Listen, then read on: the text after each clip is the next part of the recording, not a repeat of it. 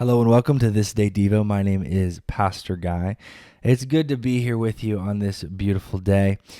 This is the day that the Lord has made, so let us rejoice and be glad in it.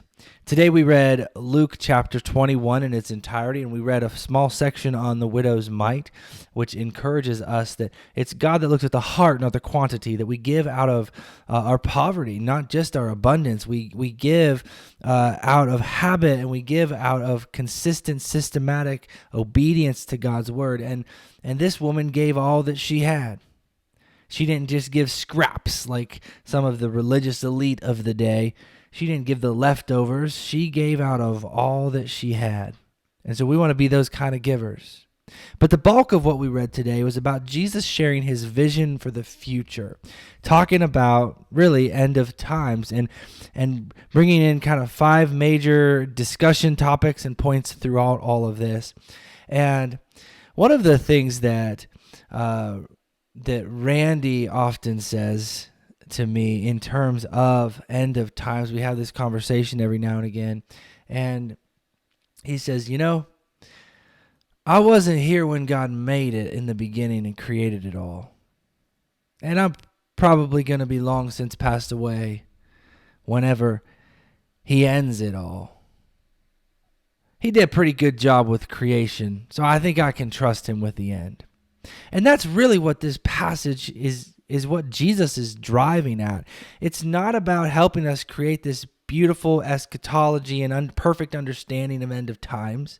That's not what he's trying to accomplish. If Jesus didn't want the church at large to be divided, and he doesn't want division or anything, but like if Jesus wanted us to have it perfectly spelled out, he could have done that. He could have gave us thousands and thousands of pages about the specifics of end of times, but he doesn't want us to do that. He wants there to be this piece of mystery in there. And when Jesus, just like any other time, right, whenever the Bible is talking about this, like what Jesus is talking about end of times, he is bringing this around to let us know that we don't need to be deceived. We don't need to be assuming or worried about the world coming to an end.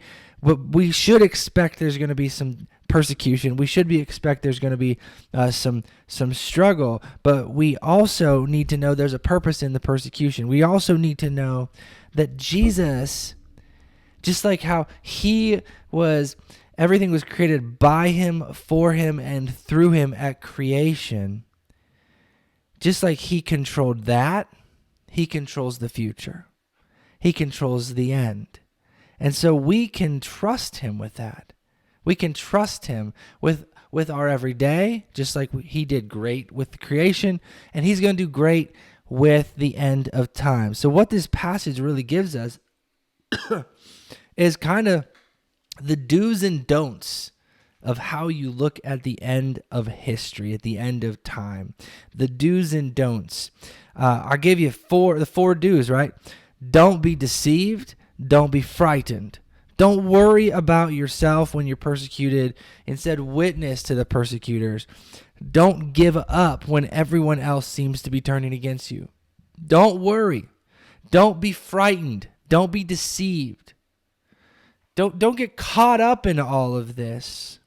Trust me. Trust me. Trust me to be in control of all of this. Trust me with it all.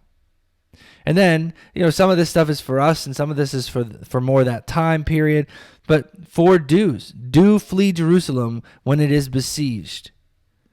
Do take heart when the universe itself shows this destabilizing. And do exult in the certainty of God's word, knowing that he is trustworthy no matter how uncertain your life may be, no matter how uncertain end of times may be. And the 4th one, do be watchful. Do be prayerful. Do persevere so that you will earn the approval of the Son of Man, earn the approval of Christ. So we keep our eyes on Jesus. We don't worry. We don't fret. We're not frightened. We're trusting him. We're watching and we're praying and we're believing that we're in the palm of his hand and no one, no thing can snatch us out of the palm of his hand. And so we have hope and we have rest and we have peace, even in the face of persecution, even in the face of end of times, to trust that I'm going to be ushered right into the arms of Jesus, as a believing in that end of times, that when Jesus comes, he's going to tear the sky open, all millennialism, and he's going to call us home. He's going to call us home, and we'll be ushered right into the arms of Jesus. So let's live like that in light of these end of times in which we're living. Today I learned this about Jesus, and on this day I will this. How do you fill in those blanks today? Hope you have a wonderful, wonderful Thursday. Bye.